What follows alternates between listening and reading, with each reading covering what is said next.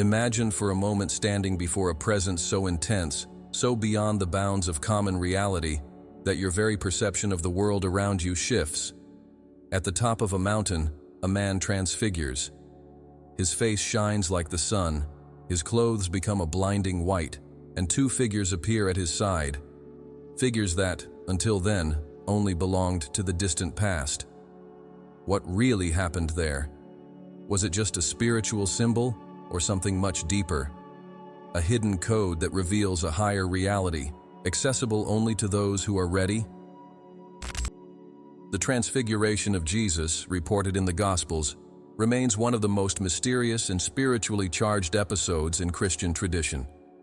Occurring in front of three disciples, Peter, James, and John, at the top of a mountain, this event breaks the linearity of the biblical narrative with an explosion of light and supernatural manifestation. But when viewed with modern eyes, a troubling question comes to mind. Are we facing a metaphor or a real phenomenon with implications that are not yet understood? The descriptions speak of a glow that is not human, a type of light that seems to originate from a source beyond time, beyond matter. The appearance of Moses and Elijah adds a deeply symbolic element, but also a puzzling one. How could men who lived centuries before appear in a visible and recognizable way? Could we be facing a collapse of time barriers, or could this be evidence that the Transfiguration was, in fact, an interdimensional opening? This episode did not occur just anywhere. Jesus ascended a specific mountain, later identified as Mount Tabor. The act of ascending symbolizes spiritual elevation, but it can also represent a change in vibrational frequency. In various traditions, mountains are considered transition points between worlds. Could it be possible that sacred geography exerts a real energetic influence? The presence of a connection between high places and transcendent events appears in Eastern texts, indigenous myths, and ancient religions. The three chosen disciples were not chosen at random. Peter, James, and John were at pivotal points in their spiritual journey. They represent the first to witness an expanded state of consciousness, where the veil between worlds is temporarily lifted. The narrative indicates that they fell asleep, and upon waking, saw Jesus transformed. This passage could symbolize the opening of an altered state of perception, as if they were between ordinary sleep and a cosmic wakefulness. And then the light appears. Not just any light, but a light that alters matter, that transforms tissues and skin, that reverberates a frequency that science still struggles to understand. In various spiritual traditions, light is the sign of the ultimate truth, of the connection with the divine. But it can also be, according to contemporary interpretations, the signal of a state transition, a physical alteration caused by entering a higher dimension. Could Jesus be revealing a spiritual technology? This light appears at other times in the Bible, in Moses' burning bush, in the luminous pillar that guided the people of Israel, in Paul's vision on the road to Damascus. In all these experiences, something changes radically: the perception of time, space, and identity. The Transfiguration seems to synthesize all these phenomena into a single moment of cosmic fusion. And what if this light is not just symbolic? What if it's a real vibrational field, accessed by beings who reach a certain level of consciousness? Another disconcerting point: Moses and Elijah do not speak with the disciples, but with Jesus. This suggests that they are operating on a frequency the disciples are not yet able to access. This reinforces the idea that a bridge was established between planes, a momentary portal, accessed only by those who possess a certain degree of inner awakening. The scene is not a spectacle, but a transmission, perhaps of information, perhaps of energy. The evangelists report that Peter, overcome by a mix of fear and ecstasy, proposes to build tents to stay there. His wish indicates that he did not want that state to end. This suggests that what they witnessed was more than a vision. It was an immersion into an expanded reality of such overwhelming beauty that he wanted to make it permanent. But Jesus does not allow it. He leads them back. the state of expansion is momentary. Why? After the vision, Jesus speaks of not telling anyone until the Son of Man rises from the dead. This instruction ends the episode with an even deeper mystery. Why hide? Why link the Transfiguration to the resurrection?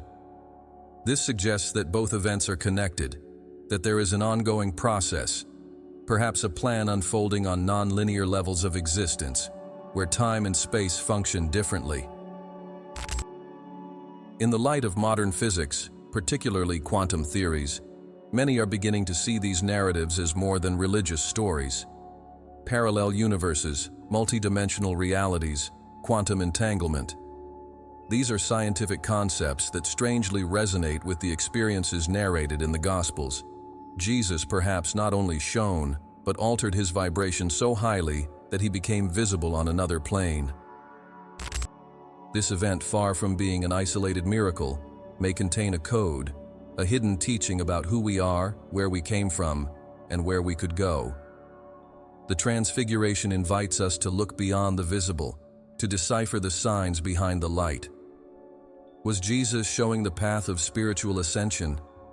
Could he have temporarily broken the laws of physics to reveal a higher reality?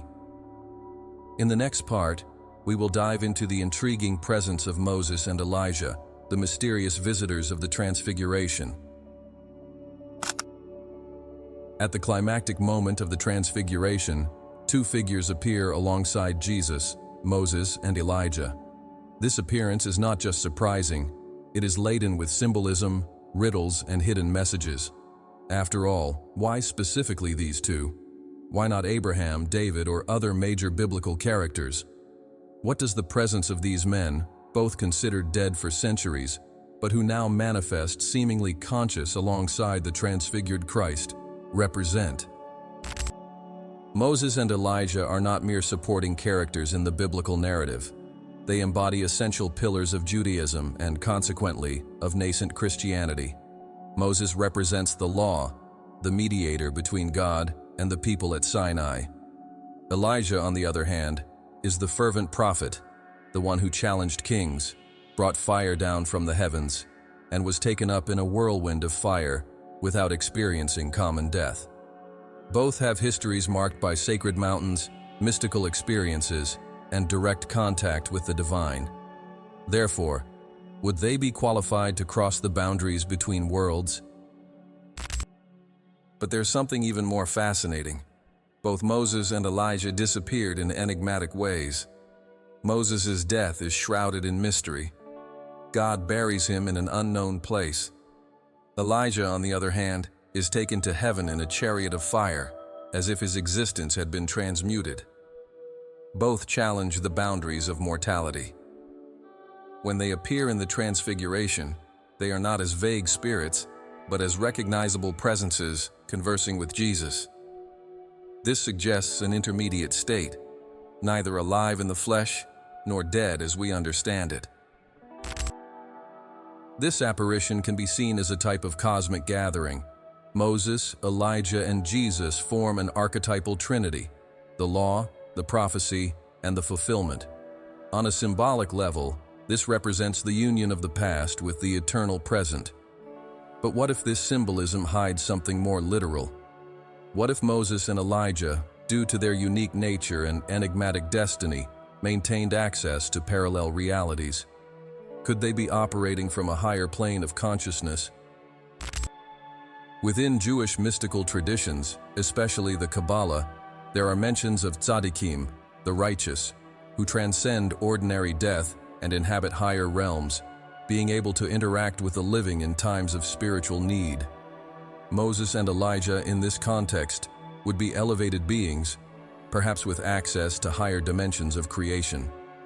The Transfiguration, then, would be a convergence point of these realms, a planned interdimensional encounter.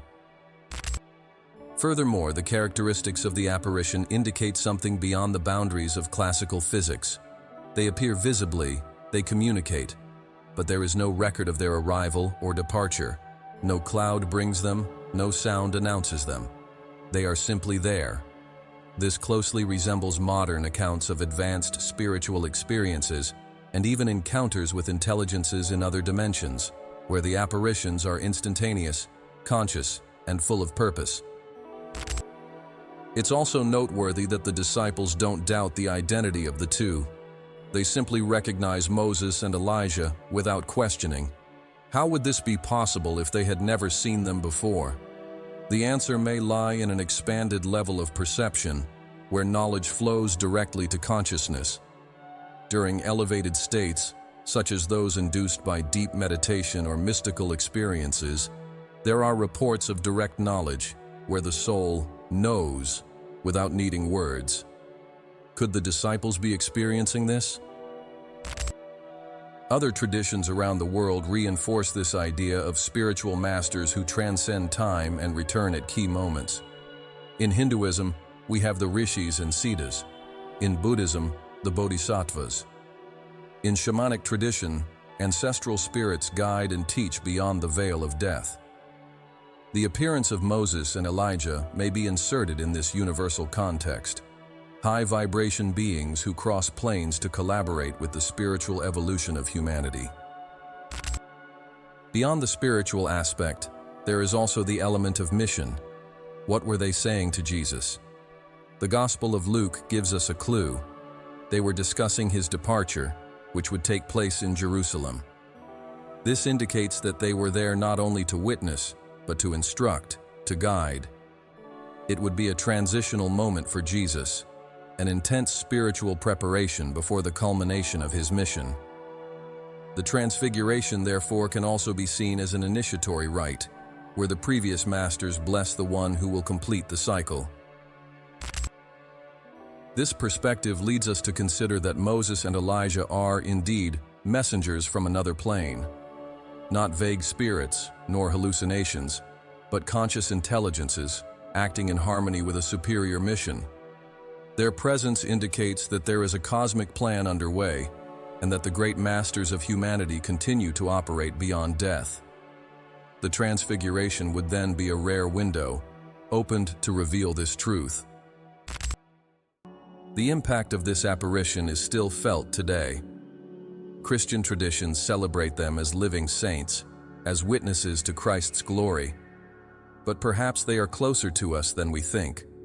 Not in statues or legends, but as real presences, accessible to those who elevate their consciousness. What we witnessed in the Transfiguration was not just a divine spectacle, but a demonstration that the line between worlds is thin and that masters from the past still walk among us. If Moses and Elijah paved the way for this extraordinary contact, we now need to pay close attention to the place where it all happened. Mount Tabor, the stage of the phenomenon, may hold more secrets than we imagine. In the next part, we will investigate whether this mountain was merely a backdrop, or if it was a sacred portal to another dimension itself. When we talk about sacred places, we are almost always referring to locations that seem to concentrate something invisible, yet tangible. A higher vibration, a sense of presence, a magnetism that attracts the spirit and soul. Mount Tabor, where according to tradition the Transfiguration of Jesus occurred, is one of these places. Towering over the plain of Galilee, with its distinct conical shape, it stands as a silent sentinel of ancient mysteries. But does its geography hold more than symbolism? Could Mount Tabor be, literally, a point of contact between dimensions? Historically, mountains have always been associated with the sacred. From Mount Sinai to Mount Meru in Eastern traditions, from the Egyptian pyramids to the Andean mountains, we see a repeated pattern, physical elevation as a metaphor for spiritual ascension. But what if the elevation is not just symbolic? Many researchers in subtle energy and spirituality claim that certain places on Earth possess natural concentrations of energy that directly affect human consciousness. These places are called energy vortexes, and Mount Tabor might be one of them. A vortex is an area where the Earth's electromagnetic field lines converge or intersect. Places like Machu Picchu, Stonehenge, and Mount Shasta are often cited as portals by planetary energy scholars. Witnesses at these sites report altered states of perception, healing experiences, and even encounters with higher intelligences. Mount Tabor fits this profile not only for its peculiar geological shape, but also for the spiritual legacy it carries. The Bible does not provide us with many topographic details about the mountain, but the fact that Jesus chose this place, and not Jerusalem, the desert, or the Sea of Galilee, suggests something special. The setting for the Transfiguration required isolation, altitude, and perhaps an energetic quality that would enable the event. After all, we are dealing with an experience that defies the laws of time, matter, and perception. A suitable environment would be necessary for an interdimensional transition to occur. And here is where spiritual geography comes in. Geophysical research shows that Mount Tabor is located in a region of subtle seismic activity, which can generate specific electromagnetic fields. In addition, there are accounts from pilgrims and modern mystics who claim to feel an intense, pacifying, but also expansive energy on the mountain. Some describe the sensation of being out of time, as if the place fostered a direct connection with subtler levels of reality. Interestingly, this notion is not new. There is evidence that Mount Tabor was considered sacred long before the Christian era. Canaanite peoples and ancient tribes used the site for spiritual rituals. Tradition suggests it was seen as a point of contact between the human and the divine, a natural altar where heaven seemed closer to earth. Jesus' choice may have been strategic, not just spiritual, taking advantage of an access point where the veil between the worlds was naturally thinner. Other scholars suggest that the very shape of the mount has energetic implications. Its near-perfect symmetry and isolation from the surroundings make it a natural conductor of energy. In Eastern traditions, places with such characteristics are called dragon mounds, for they concentrate the flow of qi, the vital energy. This leads us to wonder, what if the Transfiguration was facilitated by an environment that amplified Jesus' spiritual and energetic capacities? Modern mystics also point to the idea that certain grand spiritual events could not occur just anywhere. Just as biblical prophets climbed mountains to encounter the divine, it is also understood today that places with higher vibrations facilitate mystical experiences. It is no coincidence that spiritual retreats, sacred visions, and revelations almost always happen in remote and elevated locations. This leads us to consider that Mount Tabor may have been an intersection point between dimensions. Furthermore, there are reports of strange phenomena on the mountain to this day. People claim to see unexplainable lights, hear soft voices, or feel an intense inner peace. These descriptions resemble experiences of contact or spiritual presence. For the more sensitive, the place still vibrates with the memory of what happened there, as if the space had absorbed the frequency of the event and continuously reproduces it for those who are ready to feel. The idea of portals is no longer exclusive to spirituality. In theoretical physics, it is already considered that certain regions of space-time may be unstable or folded, creating natural passages between dimensions. Although there is no definitive proof of this on Earth, it is not impossible that certain regions, due to their specific conditions, favor this type of connection. Mount Tabor could be one of these natural anomalies, a silent portal waiting to be understood. Even for those who prefer a more symbolic view, the mount remains an archetype of transformation. Climbing Tabor is, in itself, an invitation to inner transfiguration. It requires leaving behind the everyday and the noise of the world, and step by step, elevating oneself to a space where the soul can finally encounter something eternal.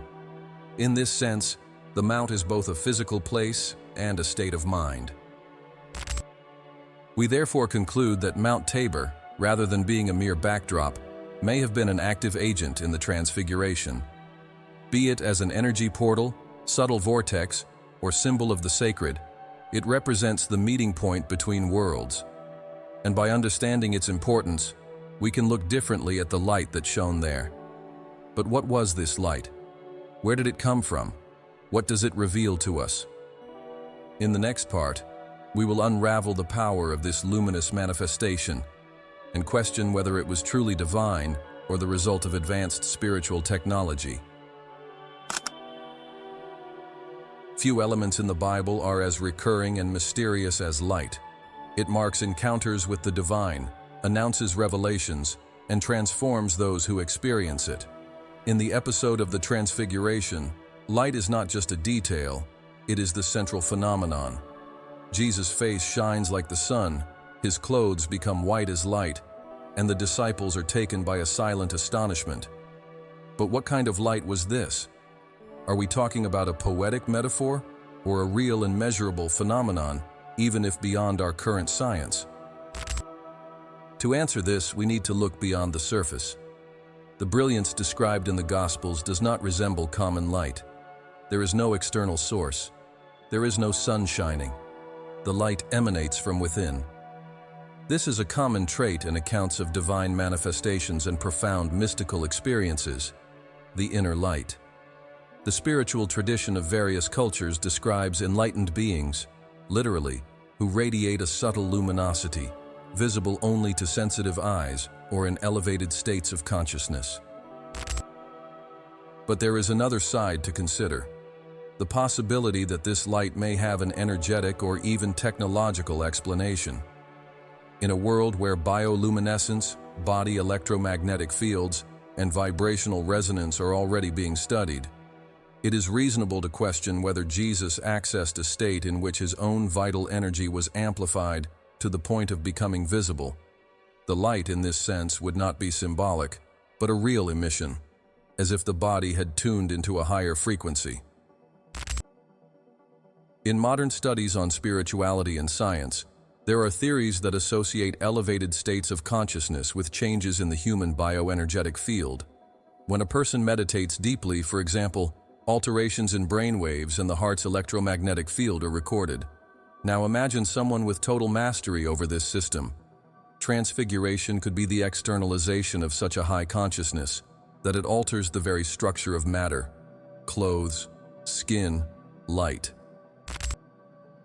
This possibility resonates with ancient traditions.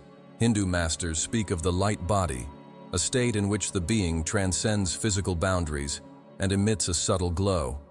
In Tibetan Buddhism, there is the rainbow body, achieved by practitioners who, upon dying, literally dissolve into light. In Gnostic texts, there are mentions of a luminous transformation of the spiritual body. Could Jesus have been one of these beings? Was he demonstrating something that we all can achieve? The idea of spiritual technology is not new. Ancient civilizations spoke of instruments that elevated consciousness, portals that activated frequencies, and rituals that awakened the inner light. What if the human body is the most advanced technology there is, capable of accessing higher realities when properly calibrated? Jesus might have been showing us a way to activate this divine technology. Transfiguration as a process of tuning into the source field. Furthermore, the light of transfiguration is described with solar intensity, not just a gentle aura, but a glow that transforms the environment. This characteristic reminds us of modern reports of near-death experiences in which people report seeing an irresistible, lively light that communicates love and wisdom without words. Some of these experiences mention the presence of beings or entities made of pure light. Are we facing the same type of reality? Science is also starting to tread this path. Quantum physics researchers are already exploring the possibility that reality is structured by frequencies. Light, in this context, is not just an optical phenomenon, but an expression of higher vibrational states. A body that vibrates at a higher frequency than its environment can, theoretically, become visible light, or even disappear from common perception, as mystics report when speaking of bilocation or ascension. Another interesting theory is that of the luminous consciousness. According to it, certain beings reach a state of coherence between mind, emotion, and spirit, radiating a form of light that impacts not only the physical environment, but also those around them. This would explain why the disciples were affected not just visually, but emotionally and spiritually as well. The light of the Transfiguration was not just a spectacle, it was a transmission, a contact, a collective elevation of state. In the biblical accounts, after the event, the disciples are no longer the same. Something within them has opened up. They began to see with new eyes, to perceive realities beyond the flesh. This makes us think that the light of the Transfiguration had a pedagogical purpose. It was shown to them, and only to them, so that they could bear witness to what lies beyond the physical world. It was, perhaps, a preparation for what was yet to come. It's impossible to ignore the similarity between this light and the phenomenon described after Jesus' resurrection. The resurrected body is also different. It appears in closed places. It's not immediately recognized. It emits peace. There's a continuity between the Transfiguration and the resurrection, as if both were parts of the same process of ascension from matter to spirit, or from density to light. When considering all of this, the light of the Transfiguration becomes more than just a detail. It's a sign that Jesus operated on levels far beyond common understanding, whether as a divine manifestation or as an expression of advanced spiritual science. It challenges our understanding of reality, and it invites us to seek the same light within ourselves, not as a metaphor, but as a possibility. But what if this manifestation is related to something even more surprising? The laws of physics that govern the universe. In the next section, we will explore how modern science, particularly quantum physics, could provide keys to understanding what truly happened in the Transfiguration. Are we getting closer to understanding what we previously referred to as a miracle? For centuries, the phenomenon of transfiguration was interpreted through exclusively spiritual or symbolic lenses. However, with the advancement of quantum physics, a new possibility begins to form. What if what happened to Jesus on Mount Tabor was not just a miracle, but also the manifestation of universal laws still unknown to traditional science? Could we finally be facing a bridge between mysticism and science, between faith and the atom? Quantum physics has revolutionized the way we understand reality. Unlike classical physics, which views the universe as a predictable machine, quantum physics reveals a fluid, interconnected world deeply influenced by consciousness. In this invisible world, particles can be in two places at the same time, communicate instantaneously across unimaginable distances, and the act of observation itself alters the behavior of matter. These are laws that seem to defy logic, but strangely resonate with spiritual narratives. At the Transfiguration event, Jesus seems to completely transcend the laws of classical physics. His body emits light, transforms, communicates with figures from the past, and appears to be in two states of existence simultaneously. These phenomena echo the concept of wave-particle duality, where matter can exist as substance or as energy, depending on how it is observed. At this moment, Jesus could be vibrating at a frequency that places him between the physical and the ethereal. Another fundamental concept is quantum entanglement. When two particles are entangled, what happens to one instantly affects the other, regardless of the distance. This breaks with the traditional notion of time and space. If we extend this logic to consciousness, something many scientists are beginning to consider, we could understand how Jesus, Moses, and Elijah connected beyond the boundaries of time. Their communication may have occurred in a unified field, where past, present, and future coexist. This field is known by some as the unified field, or field of consciousness. It is a hypothesis that proposes that all realities are interconnected by an invisible matrix, where information is not lost and everything is connected. The Transfiguration could be the momentary opening of this matrix for the disciples, a glimpse of how the universe truly operates when the filters of common perception are suspended. The idea that consciousness shapes reality is central to quantum physics. Experiments such as the double slit demonstrate that the mere presence of an observer changes the behavior of particles. This opens up a range of spiritual interpretations. If the mind is capable of influencing the physical world, then Jesus' consciousness, fully awakened, unified with the Source, would have the power to alter the very structure of matter and light around him. The transfiguration in this sense would be the collapse of a wave function into a higher state of existence. The wave function, in quantum mechanics, represents all the possibilities that something can assume. When observed, it collapses into a single reality.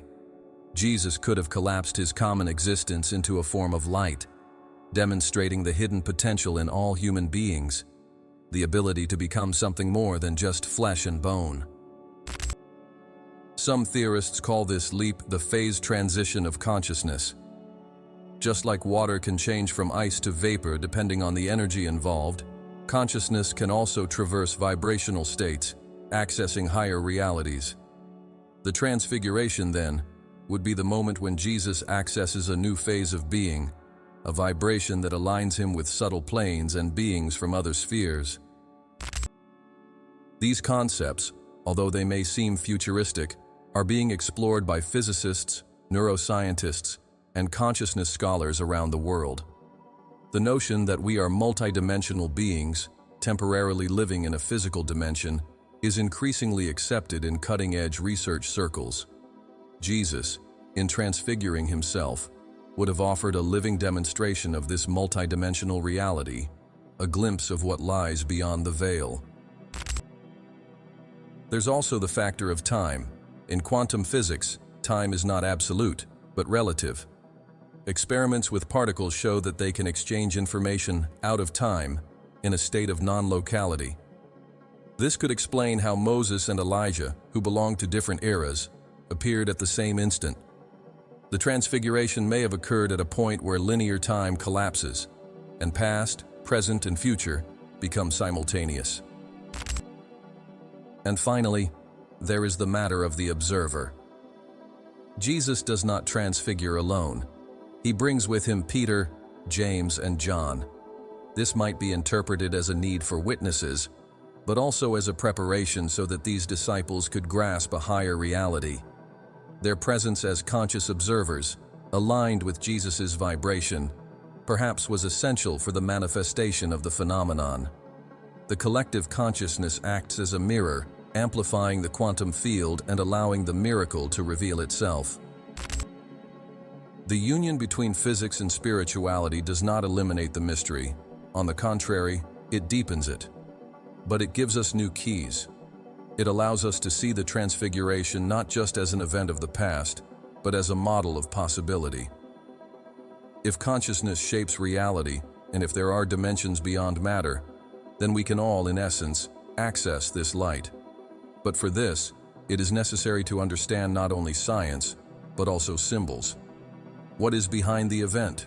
What hidden codes are embedded in this narrative?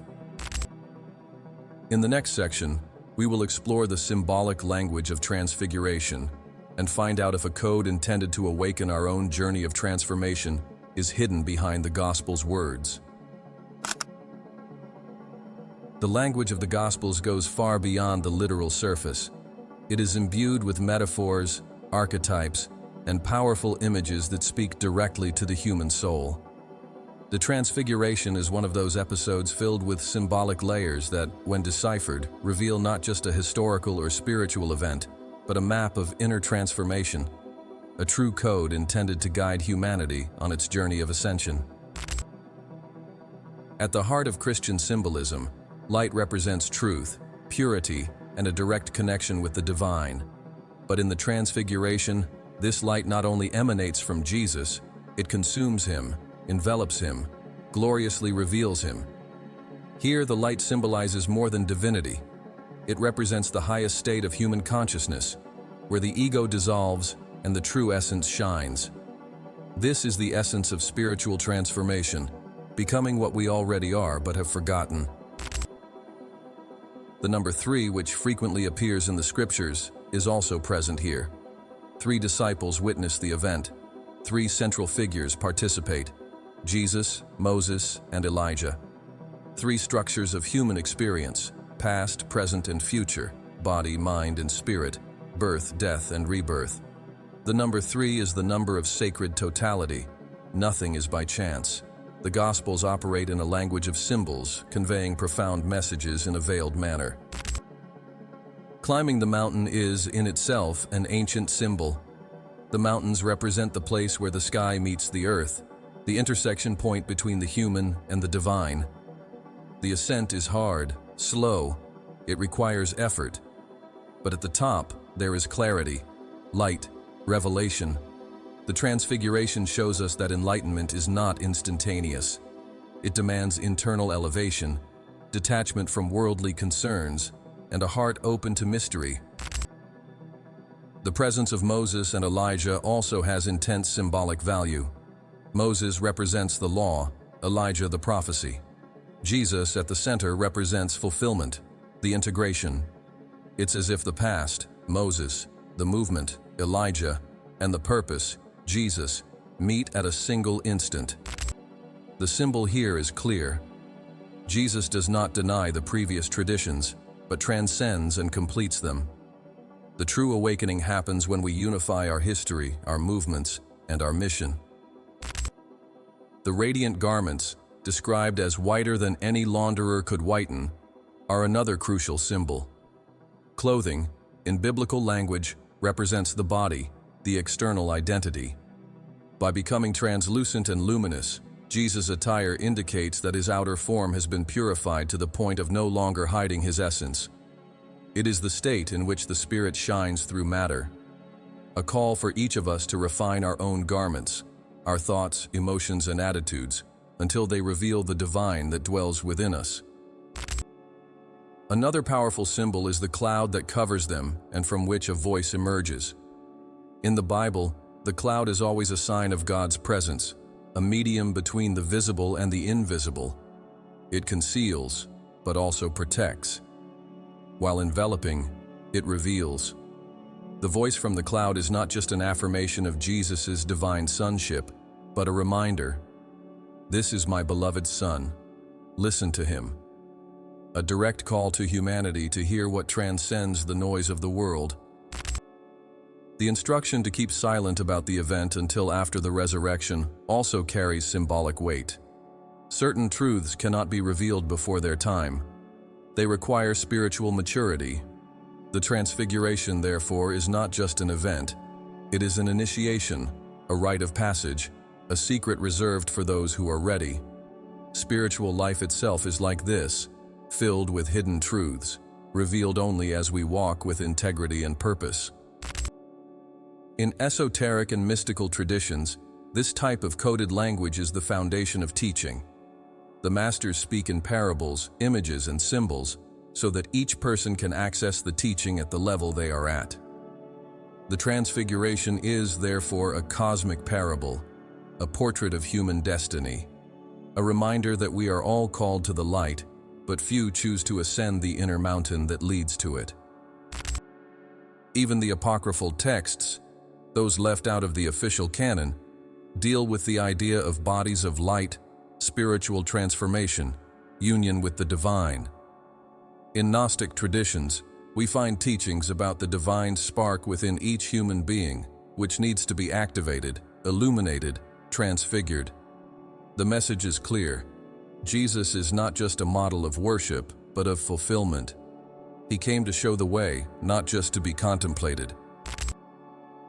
At its core, the symbolic code of Transfiguration is a summons, a password to access a higher reality, a veiled reminder that the true spiritual journey is not just about external rituals or beliefs, but about radical transformation of the self, the transition from density to light, from the conditioned self to the divine self.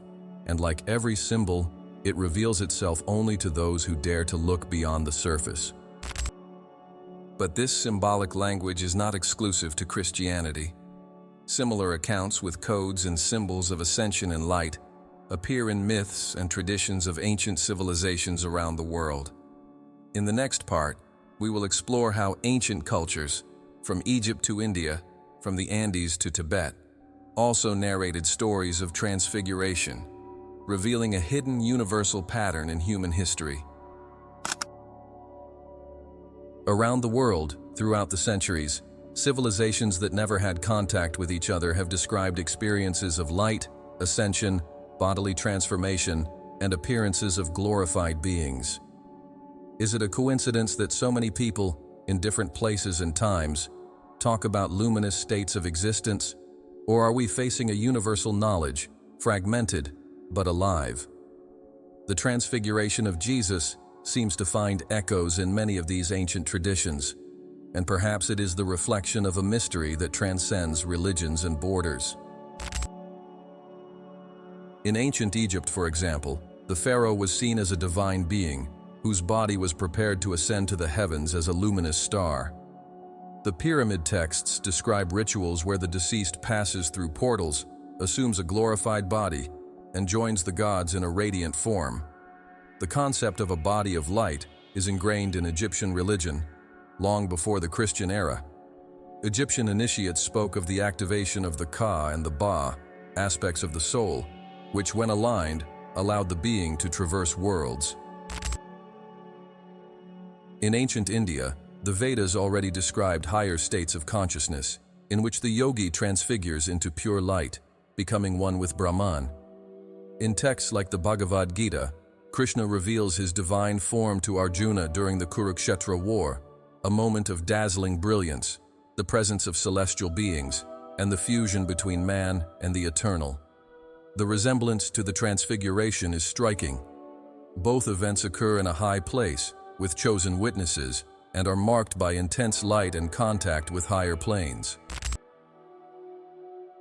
In the Buddhist tradition, particularly in Tibet, there is the concept of the rainbow body, a phenomenon in which highly accomplished monks, upon dying, allow their physical bodies to dissolve into light. Contemporary accounts speak of monks whose bodies disappear, leaving only nails and hair, while colorful lights appear in the sky. These phenomena are not seen as miracles, but as natural outcomes of years of intense spiritual practice. Just like in the Transfiguration, the dense body is transformed into a vehicle of light. In Andean traditions, particularly among the Incas and their ancestors, there are tales of spiritual masters who disappeared into sacred mountains. It was believed that these mountains were the dwelling places of the Apus, elevated spirits, and that those with a pure heart could cross over to other worlds through these natural portals. The descriptions of light, songs, and the sensation of suspended time during these events align with elements present in the Christian narrative of the Transfiguration. Native North American peoples also spoke of men of light, spiritual figures that appeared in visions, surrounded by an intense glow. These apparitions were interpreted as messages coming from other worlds or dimensions. Shamans trained in altered states of consciousness reported encounters with these beings during rituals with sacred plants, experiences that brought healing, wisdom, and transformation. In ancient Greece, the Eleusinian mysteries promised, through secret rituals, a glimpse of the true nature of the soul and reality. Initiates who underwent these mysteries often described experiences of dazzling light, revelations about the afterlife, and contact with spiritual entities. Although the details were protected by oath, many scholars believe that these experiences involved states of consciousness that transcended the physical body, similar to those reported in the Transfiguration. This thematic recurrence leads us to an intriguing conclusion. The phenomenon of transfiguration is not exclusive to Christian narrative. It appears with variations in various cultures. The context changes, the names are different, but the central elements, light, elevation, transformation, witnesses, remain. This suggests that there is a universal pattern, an archetype rooted in human experience. Jung would call this the archetype of enlightenment, or inner divinity, a symbol common to the collective psyche of humanity, which manifests in different forms, but always with the same purpose: to remind the human being of their cosmic origin and destiny. The Transfiguration of Jesus, then, would be the clearest and most impactful expression of this archetype in the West, while other cultures have expressed it in their own spiritual languages. But there is another possibility, even more provocative. What if these ancient civilizations were not just creating symbolic myths, but were actually accessing a type of knowledge or spiritual practice that allowed real experiences of transfiguration?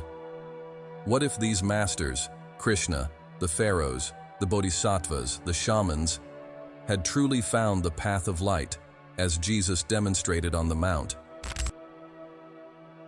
What seems like myth or exaggeration in the eyes of a materialistic culture may be the symbolic record of a very ancient spiritual science lost over time. A science that dealt with the rise of consciousness, the transformation of the body, the activation of hidden potentials within the human being. Transfiguration in this context would be a reactivation of this ancient knowledge, a reminder that humanity has already trodden this path before. The convergence of so many accounts leads us to the understanding that the spiritual journey is universal. The light does not belong to a religion, but to the essence of being. Transfiguration is the destiny of the soul that seeks its divine origin. And Jesus, in transfiguring himself, may have accessed the same portal that many other masters have accessed, a common point of contact between this world and the next. But for all of this to make sense in our practical life, it's necessary to understand the message behind it all. Why did Jesus transfigure? What was the real purpose of that manifestation? What does this experience reveal about our own journey as humanity? That's what we're going to unravel in the next part. If the transfiguration of Jesus was an open gateway to a higher reality, a vibrational manifestation, or the activation of an ancestral spiritual code, then what was its true purpose? Why show this phenomenon to the disciples? Why leave this event recorded in the Gospels, surrounded by so many mystical and symbolic elements? The answer may not only lie in what happened that day, but in what it signified, a coded message for all of humanity. At the heart of the Transfiguration, there is a profound calling. It's not just about the revelation of Jesus' divine nature, but the revelation of the divine nature of human beings. When Jesus shines in light and connects with figures that transcend time, he is not simply demonstrating his power. He is indicating a possibility, pointing out a path that can be followed. The Transfiguration, in this sense, is a preview of what we all can become, beings of light, aware of our essence, in union with higher planes. It is significant that Jesus only took 3 disciples to witness the event. This was not exclusion, but intentional selection. They were prepared, albeit partially, to glimpse something that transcends the boundaries of the common mind. This teaches us that contact with the light is not imposed, but chosen. It requires preparation, openness, inner willingness. The Transfiguration is not for everyone, but for those who deeply desire to know the truth behind the appearance. The voice that comes from the cloud, "This is my beloved Son, listen to him," is a direct invitation. It's not just about worshiping, but listening. And listening in the scriptures is always more than just hearing with the ears. It's absorbing, understanding, integrating. The transfigured Christ doesn't just want to be contemplated. He wants to be recognized within each one of us. He is the mirror of what we are in essence, of what we forget when we plunge into the density of matter. The hidden message is clear. Transfiguration is possible, not as an external spectacle, but as an internal process. We are called to climb our own mountain, to leave behind distractions and attachments, and to sincerely seek the encounter with the light that dwells within us. It's not an easy journey. It requires faith, renunciation, courage, but it's the only journey that truly transforms. This call is not new. All spiritual traditions speak of a path of return, of awakening, of ascension. The Transfiguration is the Christian version of this universal call. It shows us that there is a stage beyond religious practice, beyond morality and doctrines, the state of pure consciousness, where the ego is dissolved and the divine is fully manifested. Jesus not only taught this path, he lived this state, becoming a living example. In the collective dimension, The Transfiguration also has profound implications.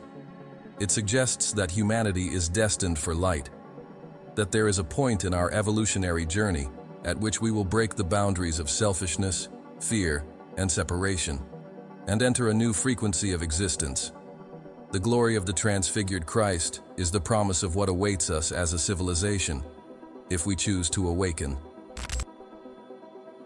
This call intensifies in times of planetary crisis, when everything seems to crumble, when systems show signs of collapse, when suffering intensifies. It is then that the inner light needs to emerge. Transfiguration reminds us that even in the densest darkness, light is not only possible, it is already present, waiting to be activated. Mount Tabor is within us. The portal is our consciousness.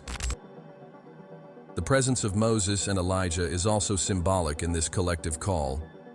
They represent past generations, ancestral guides, the masters of humanity who accompany us on this journey. They have not disappeared, they have merely changed planes. They are present, inspiring, guiding, preparing the way for the human to awaken the divine. The Transfiguration shows us that we are not alone, that there is a spiritual network supporting the process. The silence demanded by Jesus after the event also has profound meaning. Some truths cannot be spoken, only lived. There are experiences so sacred that they cannot be put into words. The Transfiguration is one of these experiences, something that needs to be felt in the soul, not just understood with the mind. That's why so many contemplate it and few truly understand it. But today, with the advancement of global awareness, this hidden code begins to be deciphered. More and more people are awakening to the reality that we are not just thinking bodies, but shining consciousnesses. That the goal of life is not just to survive, but to transfigure. That the true purpose is to become a bridge between worlds, a channel of light, a reflection of the eternal in the ephemeral. This is the great message of the Transfiguration. Humanity is in the process of ascending. We are crossing the desert of ignorance to reach the mountain of wisdom. We are leaving the raw form to become luminous beings. And just like the disciples on that sacred day, we are invited to rise, to see, to listen, and finally to remember who we truly are. In the final part, we will explore how this event and all its symbolism connect to the future of spirituality, science, and human evolution itself. The Transfiguration is a turning point, and perhaps a harbinger of a new era. The Transfiguration of Jesus was not just an isolated event in time. It was, and is, a living archetype, a point of intersection between the sacred past, the transforming present, and an emerging future. By understanding this moment not as a distant miracle, but as a demonstration of a possible state of consciousness, we are invited to rethink what it means to be human and, more than that, to envision the next step in the evolution of our species. We are living in a crucial moment today. Humanity is facing deep crises: climatic, social, spiritual, and technological. Amidst such instability, there is also a growing inner restlessness, a collective desire for something more, something real, something transcendent. This search is the symptom of a collective soul that is beginning to awaken. And the Transfiguration of Jesus, with all its mystery and power, emerges as a symbolic key to understanding this planetary awakening. The light that emanated from Christ on Mount Tabor no longer needs to be seen only as a mystical phenomenon. It can be understood as a frequency of consciousness that humanity is beginning to access. When we look at the growing interest in meditation, expanded states, spiritual neuroscience, vibrational therapies, and physics of consciousness, we realize that we are reconfiguring the way we understand the world, and consequently, ourselves. This light, therefore, can be translated as a new vibrational pattern, and the future of spirituality might not be in dogmas or external structures, but in internal technologies of consciousness. The Transfiguration points to this. It's not an external ritual that transforms, but the internal elevation that changes everything. The experience of the glorified Christ is a model for what mystics call solar humanity, beings who live in coherence with the heart, with the earth, and with the source. But this transition requires a new vision. It demands that we leave behind the idea that the divine is outside, distant, and start to realize that it inhabits every cell, every thought, every gesture. The Transfiguration is the revelation that the human body is a living temple, and that this temple can be activated, purified, and illuminated. It is not just a promise. It is an evolutionary directive, a vibrational map for the future of the human being. When studying the event through the lens of modern science, we also see a fertile ground for reconciliation between faith and reason. Quantum physics, epigenetics, neuroplasticity, and studies on morphogenetic fields are opening doors for a more sophisticated understanding of spirituality. What was once seen as a miracle is now beginning to be perceived as technology of the soul. Jesus did not break the laws of nature, he revealed them in their fullness. In this new cycle, we are being called to actively participate in our own transfiguration. This means taking responsibility for our energy frequency, our thoughts, our emotions. It means living with purpose, with presence, with gratitude. It means abandoning the fragmented view of self and remembering that we are part of a larger organism, interconnected by invisible threads of light and consciousness. The new humanity will not just be smarter or more technologically connected, it will be more aware.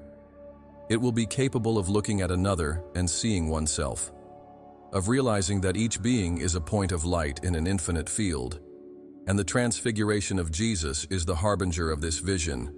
It is the seed planted 2,000 years ago, which now begins to bloom in the hearts of those who awaken. Interestingly, this vision of the future was already intuited by mystics throughout history.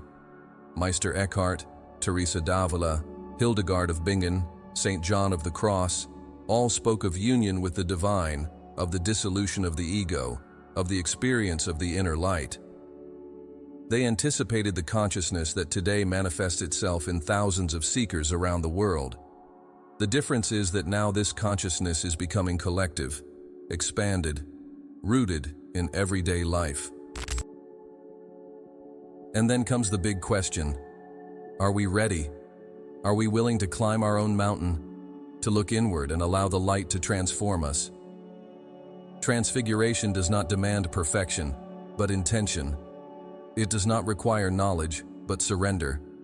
It is an invitation to radical authenticity, to live from the inside out, from spirit to matter. And with every choice we make with love, every moment of presence, we ascend another step towards the light. The future of humanity is not a fixed destination, but a conscious creation. And Jesus, on Mount Tabor, showed us what is possible. He did not point out an unattainable path. He showed what is within our reach when we remember who we are. The Transfiguration is the prototype of a new human being, luminous, whole, awakened. And this being is being born now, quietly, within each one of us. We conclude then that the Transfiguration was not the end of a story, but the beginning of a new era. An era where science and spirit walk together, where faith becomes direct experience, where the human reconnects with their stellar and divine origin, where the light, at last, does not come from outside, but explodes from within, like a sun that has always been there, waiting to be remembered. And now, Mind Unfettered, I want to hear you. If Transfiguration were a mirror, what would it be trying to show you about yourself? Have you ever felt, even for a moment, that something within you wanted to emerge, shine, reveal itself? Comment below. What was the most luminous moment of your life? That instant when you felt something greater touching you. Your sharing could ignite the spark in someone who needs that light today. We are building together a vibrational field of expansion, and each comment is a living manifestation of this collective consciousness. And if this journey has moved you, don't stop here. Click now on the next video that is appearing on your screen. The Hidden Code of Sinai, the lost teaching of Jesus that could change the world. There we continue this journey beyond the veils, exploring the lost teaching that could change the course of our history, both individually and collectively. We are mind unfettered. We are those who do not accept imposed limits. We are the consciousness that liberates itself, the light that remembers its origin. We'll meet there.